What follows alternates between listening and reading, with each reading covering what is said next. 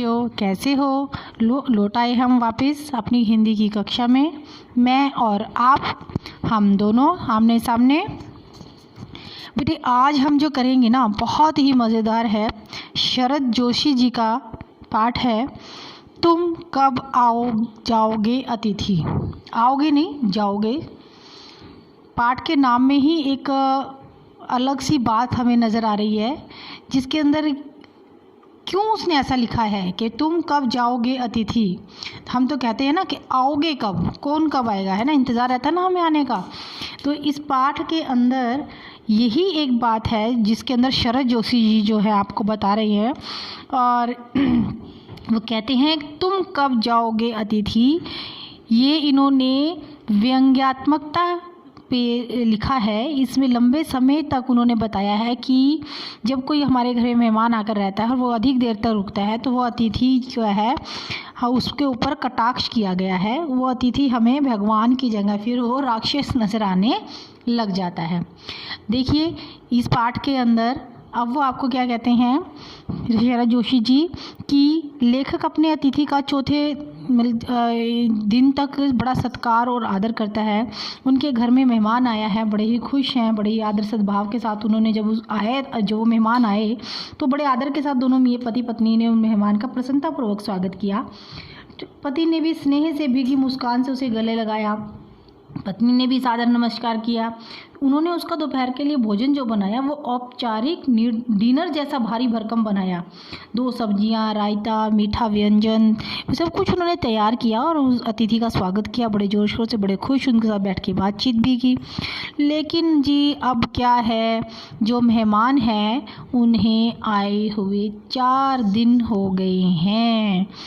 अब जो है मैं अतिथि उन्हें भारी लगने लगा है। और वो क्या कहते हैं लेखक, अपने अतिथि का चौथे दिन जब सत्कार करने के लिए परेशान हो जाता है तो मन ही मन कहता है कि अतिथि से पूछता है कि तुम कब जाओगे।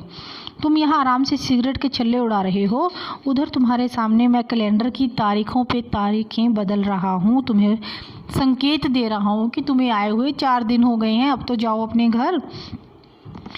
उसके बाद वो कहते हैं कि इतनी देर तक तो चांद पर गए जो विमान यात्री हैं वो भी वहाँ नहीं रुकते, वो भी वापस आ जाते हैं, और तुमने तो 4 दिन रहकर मेरी हालत ही पतली कर दी है।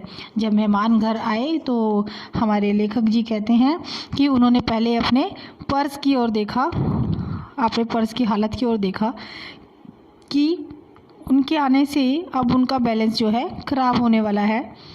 और अब वो कहते हैं कि अतिथि चलो आता है, मेहमान भगवान के समान होता है, हम मानते हैं, परंतु जब वो अधिक दिन तक रहने लगे तो और ज़्यादा सेवा सत्कार करने लगे तो सभी की जो है स्थिति जो है वो ख़राब होने लगती है। इसलिए वो उसके अंदर व्यंग्य कर रहे हैं।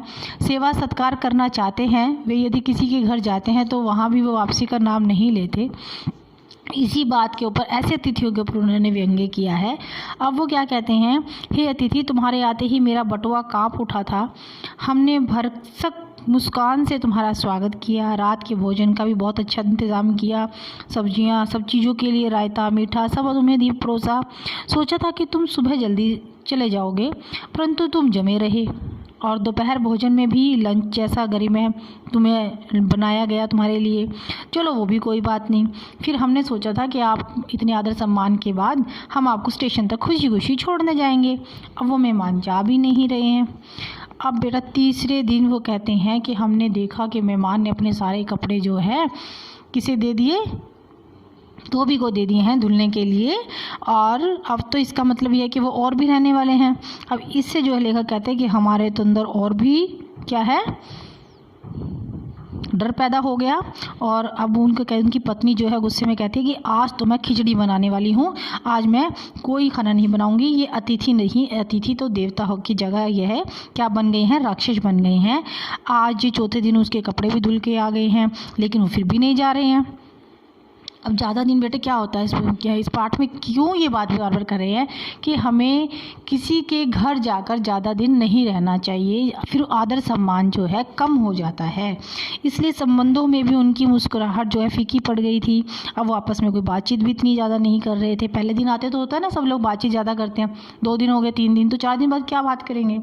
अब वो कहते हैं कि चलो कोई बात नहीं, क्या तुम्हें तुम्हारे परिवार की याद नहीं आती, अपने घर की याद नहीं आती। भावनाएं गालियाँ बनती जा रही थी। पता नहीं तुम क्यों गोंद की तरह चिपक गए हो। पत्नी बोर होकर बोली, मैं तो आज इनके लिए सबके लिए उपवास ही रखवाने वाली हूँ और खिचड़ी बनेगी, वही इनको परोसें। और वही मेहमान को परोसी भी गई, उन्होंने खाई भी। लेखक अतिथि का कहता है कि उनकी जो खिज है वो बढ़ती जा रही है और तुम्हें अतिथि बनकर रहना अच्छा लग रहा है। घर को स्वीट होम कहा जाता है, परंतु तुम्हारे आने से हमारी स्वीटनेस कहीं ख़त्म हो गई है, समाप्त हो गई है। अब तो तुम चले जाओ, वरना मुझे गेट आउट कहना पड़ेगा।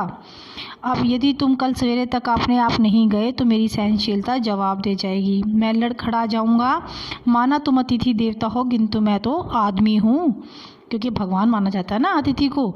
तो देवता और मनुष्य अधिक देर तक साथ साथ नहीं रह सकते हैं, इसलिए आप देवत्व सुरक्षित रखना और अपने आप विदा हो जाएं। ये वो मन में कह रहे हैं, उनको बेइज्जती नहीं कर रहे हैं बार बार ये बात कहकर। इसके बाद बेटे इस पाठ के अंदर उन्होंने सिर्फ 4 बातें की हैं कि एक तो वो कहते हैं कि अतिथि का जो चौथा दिन है जब वो परेशान हो गए, फिर उन्होंने उनके स्वागत सत्कार में इतना अधिक आदर भी किया। अब वो मेहमान जो तीसरे दिन भी वहीं रुके हुए हैं, कपड़े धुलवाने के लिए दे दिए, इसका मतलब वो रुकेंगे। अब चौथे दिन वो सारे ही बोर हो चुके थे और घर की हालत भी उन्होंने ख़राब हो गई थी और मेहमान के प्रति उनकी खिंच जो है बढ़ती जा रही थी। सिर्फ यही एक पाठ है जिसके अंदर यही बात की गई है कि तुम कब जाओगे अतिथि। और इसीलिए हमारे जो शरद जोशी जी हैं वो निपुण हैं ये बात कहने में, उन्होंने व्यंग्य किया है इस बात के अंदर। तो हमारे पाठ में ये समझाया गया है कि हमें किसी के घर जाकर अधिक देर तक नहीं रुकना चाहिए। 1 या 2 दिन का ही मेहमान अच्छा लगता है, अधिक दिन रुकने से अपमान ही हाथ लगता है।